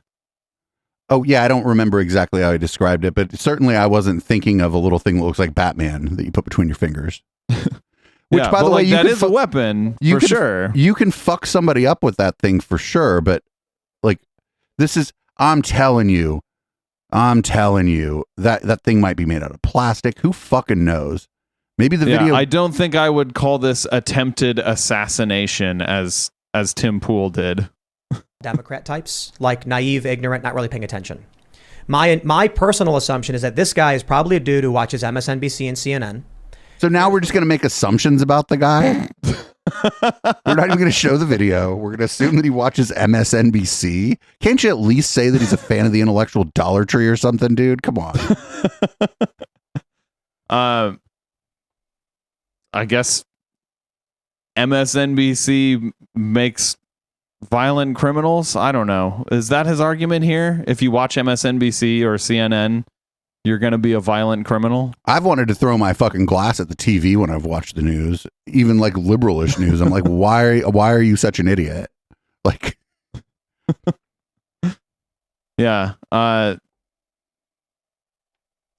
This is ridiculous. Rhetoric. Here's what Hochul says about Zeldin being a big lie, Trump, insurrectionist type. And so he's like, I better do something about this. You know, it's like, so he goes out there thinking he's going to stop this guy. Radicalization. This is what I wrote about in the Newsweek article about January 6th. The reason. So wait, accurately describing someone as a proponent of the big lie is radicalizing, but saying that the news media is the enemy of the state, would he say that that's not radicalizing? Tim didn't say anything about that because he wouldn't even bring that up on his show ever. Okay, fair enough. But I disagree that like accurately describing someone is radicalizing. Out of context in his video is to drive escalation. So already we have had people who work for me and people I know say they saw, like, the reason that the Newsweek article came to be is because I got hit up by Newsweek and they said the moment we saw you in that clip, we knew it was like something's not right here. And they're like, do you want to write about this? And there were a bunch of people who hit me up and said, like, my family saw that. And they were like, whoa, that's the guy you watch. And they had to explain to them that it was fake, that they're lying about this. But it's radicalizing people. Well, this is the point I made earlier. If you remember when we started with Bannon, it's like, this worries me because your country is being radicalized against itself. And the two sides are being encouraged to see each other as enemies. You talk about it in warlike terms. It's a war. We have to destroy them. And this is what you end up with, people going on stage trying to stab politicians. Although I tell you, there are people on the right who are certainly saying stuff about like the Tree of Liberty and things like that. The people on the left. I disagree. Like, I don't think that the left has a radicalization problem. And I think statistically, like, that bores out. Like, the right has a radicalization problem and the left has radicals for sure, but the left does not have the same level of radicalization problem that the right has. I'm with you on this, like the statistics from the FBI about politically motivated crime there, because the FBI is certainly not historically a leftist organization, fairly conservative organization over time, and they've been like talking about this for a while, right? Not only the FBI, but the fucking military has been talking about this now. It being a problem within their ranks, that there's right-wing radicalization going on. I'm hesitant to say that there is. I just don't like talking about the left and the right broadly in that way. Mostly because I see Tim Pool doing it and I don't want to do it myself. So but I do see the crime statistics. Politically motivated crime is primarily right-wing motivated, and then I believe religious motivated that isn't political is next, and then after that is like left-wing motivated for like not religious. I just think the both sidesism from Constantine right here is unreasonable. You have the establishment left, which is the Democratic. They're the ones calling for conflict. They're the ones saying, like, arrest them, shut them down, take away their votes. And then but arrest them is what? Okay, so arrest them is it. You're not. Yeah, I guess there are people who believe that people being arrested is state violence, right? That the state is kidnapping you. But those people are fucking like mostly anarchists, and not like the cool kinds of anarchists. Those people are just wackadoodles. When someone's like, I think that person should be arrested, that's usually because that person saying the person should be arrested believes that someone committed a crime.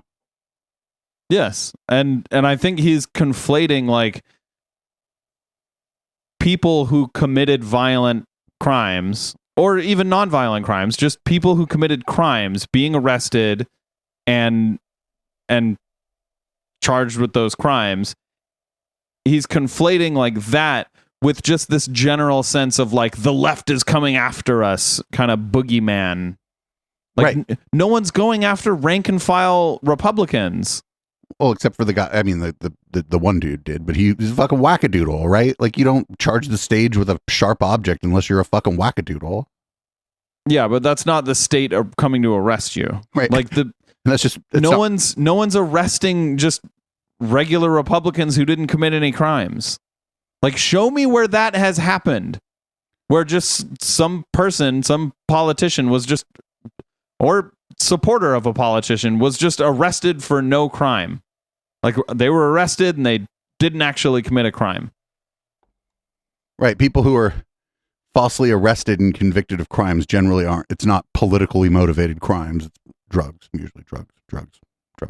Yep. Drugs.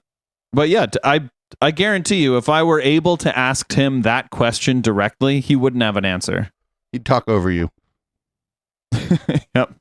leftists, the socialists, they've always wanted a revolution anyway. So they're like, bring it on. Then you have the, more fringe elements of the right side that are saying Tree of Liberty and crazy stuff like that. But then when you look at the prominent, and I think, by the way, in that sentence right there, he conflated a political revolution with a violent revolution. Political revolutions rarely happen without violence, HK. Sure, but the Bernie Sanders type that were talking about a political revolution weren't talking about taking guns to the Capitol. They were talking about voting.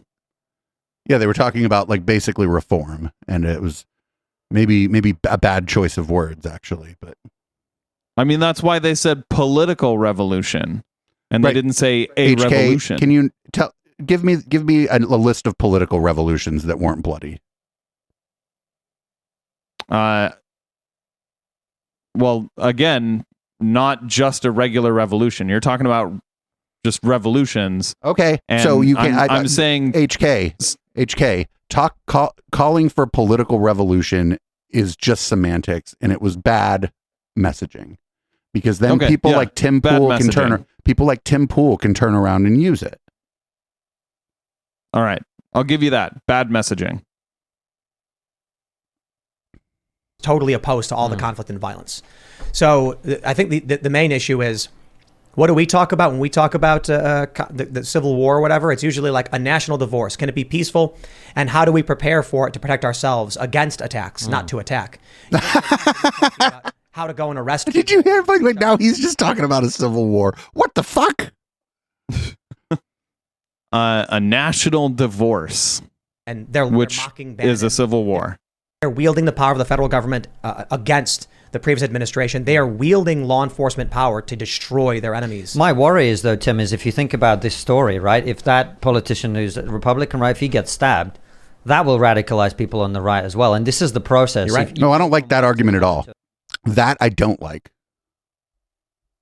That if this guy gets stabbed, it'll radicalize people on the right. I don't like that kind of argument at all, actually. It's the same thing as like, it's like it's a more intense version of, well, people become fascists because the liberals are too mean to them when they say they don't like trans people. Do you know what I'm saying? It's like a more intense version of that argument, but I don't like that argument at all. Yeah. It's a look what you made us do, like someone in chat was just saying. To another, and before you know it, everyone wants to kill each other. But maybe radicalize isn't the right word. We literally just saw someone try to assassinate Brett Kavanaugh. These leftist groups broke the law. Did someone try to assassinate Brett Kavanaugh? They turned themselves into law enforcement. They were having some kind of mental break. You don't, part of your assassination plan doesn't usually end up in you turning yourself into law enforcement before you attempt any violence. So there was. I don't have all the details on the incident. I'm not comfortable talking about it on a podcast that goes out to as many people as this show goes out to. Okay, because I did not hear of that, so I don't know what he's talking about. Everybody asked him, like, hey, this was illegal. And he's like, don't care. Then I said this, if you do not uphold the law when it comes to protesting at this home, they will escalate. Of course. And the next step was the guy showed up with the crowbar and the rope and the taser or whatever he had, pepper spray. It really is like a fire. If you don't Was that like a game of Clue? Was he in the conservatory with the crowbar and a taser and the rope? Was it Mr. Green? it just keeps growing. Well, if you don't enforce the law equally for both sides, you have no law. Right. But they were just talking a minute ago about the fucking January 6th and how like that shouldn't even be considered against the law. What the fuck? How many of them people turn themselves into the cops? Have cake and eat cake. Radicalization. Both at the same time. We just had 2 assassination attempts in the span of like a month or so. For someone on the right to be like, I better bring a gun with me, is not a radicalization. It's not them saying they want to kill someone. It's but where? A gun where? I watched the video. I don't think he was trying to kill him. He walked up to him and then he started talking to him and actually backed away like a. Oh no! Dude, this hippie guy's about to get fired. Like, what the fuck? He's like, I don't think he was trying to kill him. Like we said, they didn't show the video because it's probably not an assassination attempt. And then started to grab at him. So it wasn't assault, but he would have walked up with a blade in his hand. Yeah, he like walked up and started talking to him. But why does he need to go armed? And the other thing, to Tim's point, is that you see his arm go around for the neck. They struggled, yeah. He lifted his arm up if he wanted to kill him, he would have walked up and killed him really fast. That's not true. You don't walk up and start talking to someone if you want to. You are wrong. In fact, the most to do it is to do so it. that is what happens when someone gets assassinated. They just walk up and kill him. So Tim's wrong right here. So like, he's not going to show his producer saw the video. His producer should be like, bring up the video. I have it right here. But he doesn't want to get fired. Not on stage. Running at someone immediately gets you tackled. Oh yeah, his approach for sure. But once he got up to him, he just stood there and started talking to him. And then they struggled. I'm not going to say I know what he was thinking, but he had a blade in his hand and he motioned for his neck.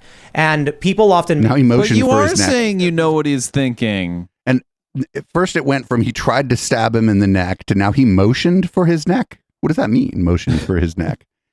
Like, yeah. And he is saying he knows what he's thinking. He's saying it was an assassination attempt. That means you know what he was thinking.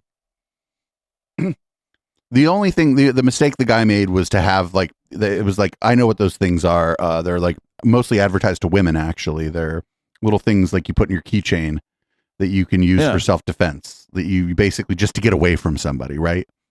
You self-defense keychain. Yeah, you basically hack at somebody to try to get away.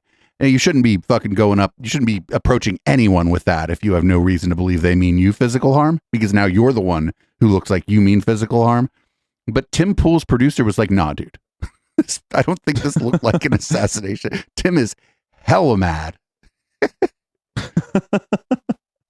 On movies. In a movie, you see the guy jump up and, I'm going to get you. When you look in real life, assassinations could be very, very simple. And I'll tell you about, you ever see those theater events where they have the ninja? Assassinated with pepper spray. I'll start this way. You ever see those comedy routines where there's a black very sad story, and then the guy will get fake slashed and then his body splits because it's actually 2 people wearing a white pants and a white shirt, but then they're wearing all black. The idea of why ninja wear all black was because they would do plays. And to make the ninja not be able to be seen on stage, she would Not wear for nothing, the sword behind him is a samurai sword. all black against a black backdrop. Then when Ninjas they tend found not out to it have did swords something, you like go, that. oh, it was a ninja. In reality, ninja would dress like a farmer. If you want to infiltrate to assassinate someone, you have to blend in, not wear. Yeah, ninja. He's not wrong here. Ninja were like spies. And they would calmly approach, not psychotically run up full speed and scream, ah! They'd walk up very calmly and smile and wave. And So what really you're saying quick is get this you. guy's a ninja. What I'm saying is that Damn, right what- there, Tim cannot about to determine fire that whether it was guy. an assassination attempt because he walked slowly or not. It's true, In fact, I but- think walking slowly is more is Yeah, but Ian, if the guy like walks up But to you he with that he thing said in he his hand- didn't walk slowly. He said he ran up to him, and Tim agreed that the approach was wrong. And then he said, and then the guy stood there. So now Tim's saying, okay, I agree with you. The approach was wrong. He ran up to him, but also walking slowly up to someone means you're going to kill them. Which he also did. He ran up to him while walking slowly. Yeah, so like, which the fuck is it? Come on, just show the fucking video. You have the video. Just fucking show it. Let the audience decide. in the street, you'd be worried, right? For sure. If someone approaches me on the street, I'm worried. But right. Not me. But it's I'm not ready even- to run. I'm not This afraid of is- everybody. If you're- somebody walks up to me on the street, they might need help.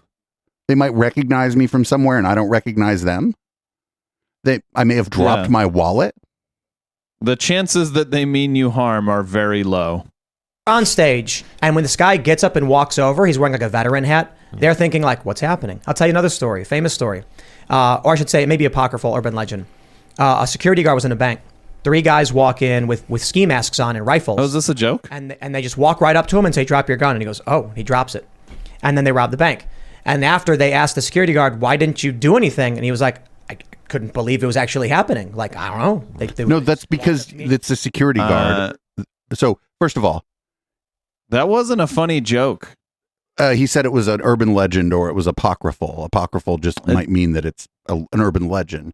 But like, like if you work I think at a Tim's bank, just bad at telling jokes. if you work at a bank in any capacity and you believe an armed robbery is going on, you are instructed by the bank, whether you're security, the teller, the manager, you are instructed to move slowly, do exactly what you're told, and not die because the money is not worth your life. That's what you are told. And so that's same what with like convenience store clerks getting robbed. yeah, that's the security guard was doing exactly what he was trained to do. That's it. He just took my gun. You want to play? You want to play this clip? Zeldin, You want to play this clip?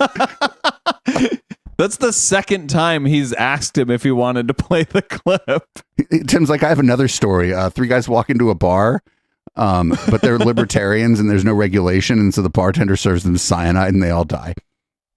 Play an assassination attempt on YouTube. Okay, I dude. see what you're saying. Zeldin addressed it and he said, like, I could see this guy coming out of the corner of my eye. Like, I could see he had a hat on that maybe had a veterans thing. But like, when this is happening, you can't really stop to be like, oh, I'm going to reason with him. Like, you just have to do. Wait a minute. Are you suggesting that during a traumatic event, your memory of it might be fuzzy? Because I swear that Tim Pool said just a few minutes ago that that's what doesn't happen.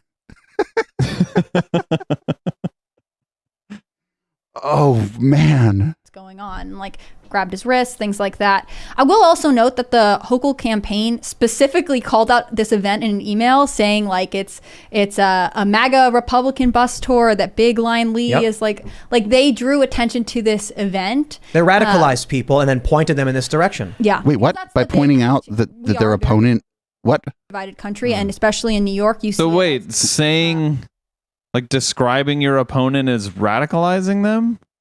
Like again, I just disagree with Tim that like accurately describing someone is radicalizing. I just don't think that that's radicalizing. Even Like maybe accurately describing, like if accurately describing your politicians inspires people to kill them, maybe the problem is with your politicians. ooh, I would never say that. Yeah, that's oftentimes untrue. But Okay, so calling it a MAGA bus tour, if like your opponent is like clearly a MAGA person who doesn't believe that Joe Biden won the election, I don't even see how that's that's like not even political hyperbole. Yeah, it's just accurately describing your opponent. Or giving, I'd say giving your opinion. And then, like, again, we don't even know if the guy actually tried to kill this guy because Tim refuses to show the video. And he just said, "Oh, we can't." Twice now. He said we can't show. He was trying to like blame TOS, right? He said, "Oh, we can't show an assassination attempt." I bet that video is all the fuck over YouTube. Hochul lining up behind a lot of the more liberal policies that New York has carried through the pandemic, and then Zeldin is a vocal Trump supporter. So they are a perfect contrast, and to have this become something that's happening in their state, and then for him to correctly call out that the guy who attacked him is going to be released, like, it doesn't look great. They're not really looking for a mediation between these two sides. Who got Hochul put there? Like, She was a lieutenant governor under Cuomo, and then Cuomo resigned. She took over. So she's running to be elected. She assumed the spot afterwards. Well, she was elected as the lieutenant governor, but okay. I think so. Yeah, probably. he's like, I'm going to come back. He's never going to leave. I'm going to run it into the ground this time. Yeah, but I think this is the stuff I've been talking about. And it's funny because, I'll say something like, I think we're headed towards a civil war. And 4 years ago, people said that was stupid and that I was a moron. And then I was like, bro, I don't know. I just read The Atlantic, and they were like, we talked to security experts who said the United States is headed for civil war. We're in a fifth generational world war right now. And we World have war? Yes. See, the other day you were arguing that it wasn't. Now you're saying it's a world war. I'm very convinced we're in a fifth generational war, meaning it's a cyber war, a war of the mind and the spirit, and it is global. All right, that's as good a place as any fuck to is he fucking put a talking fork about? in this. I can't fucking do that. I hope that guy's trolling Tim Pool. Like, that was really hard to watch. If you're the person in my YouTube who made us watch that, thanks for following our YouTube and sending us suggestions, but I'm never taking your suggestion again. I thought that was great. Send us more, and I'll take them if Dave doesn't. So what we learned is that we didn't learn anything. What we learned is that even if you propose a hypothetical to Tim where the narrative he's putting out there might be incomplete, he's going to fucking cut you right the fuck off. He will not be okay with that. Because that's Constantine, and he didn't, you notice, like, after Constantine did that a couple times, Constantine doesn't say shit on this show anymore. Camera's not cutting to him. Like, I don't like. And when Constantine finally got a word in edgewise, it was like 4 words before Tim was like, "Nope, let me cut back in here and talk for another 20 minutes." Well, to be fair, we got through 32 minutes of this. It just felt like longer, so we didn't have any segments where anybody was talking for 20 minutes. But like, we did learn, and it's. I've never seen Tim Pool do that. I've consumed a good deal of his content. He doesn't do that with his guests. I don't know what was going on. Maybe him and Constantine don't like each other. Because I think he just knew he was coming across as completely unreasonable. But I've seen other people propose hypotheticals on Tim's show, and Tim just let them go. Yeah, I don't know. Maybe he just doesn't respect Constantine. Maybe he, maybe the people that he's had on where he let them propose hypotheticals, he thinks they're higher up in the ecosystem or whatever than Constantine is, and that he has to let them talk. Who knows? I mean, I thought he was just going to take that replica sword off the wall and actually try to do a political assassination on Constantine. Then we would have had a video to be like, I don't think he was trying to kill him with that fake sword. Oh man, that was real hard to watch. But if you also look on the screen, there's $5, $10, $100, $120 that came in. Oh Jesus, yeah. Like, Tim does that for the money. Yeah. So I believe we have the video for the Nope, that's not what we have. I'm not watching. Oh, that's a good video though, but we're not watching. That's just a comedy video making fun of Tim Pool. It's a better comedy video. It's doing better than making fun of us than making fun of Tim Pool. So I'm certainly not running. We should try and find that video in the red light. Yeah, we'll look for the video. We'll take a look at the video during the post game. HK, you want to read us out? All right. This has been the Intellectual Dollar Tree. We do this show every Wednesday at 7 p.m. Pacific. So if you're listening on the podcast and you want to check us out live, come to twitch.tv/EchoplexMedia. You can find our other shows at echoplexmedia.com, and you can support us at patreon.com/echoplex. This is Boomers by Periscope.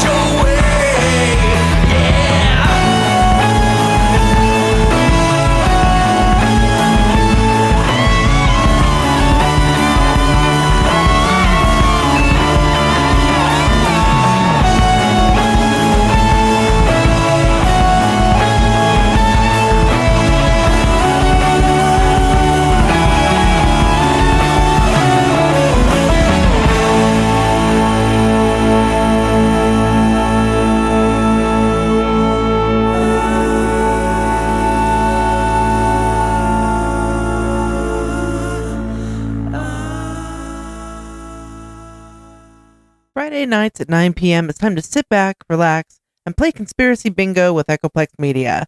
We've curated the best conspiracy theorists the internet has to offer and turned it into a live bingo game you can play for free with absolutely no prizes but bragging rights. You won't find a live stream like this anywhere else, and that's probably better for everyone else's mental health. Tune in every Friday at 9 p.m. Pacific at twitch.tv/EchoplexMedia and find our full schedule at echoplexmedia.com.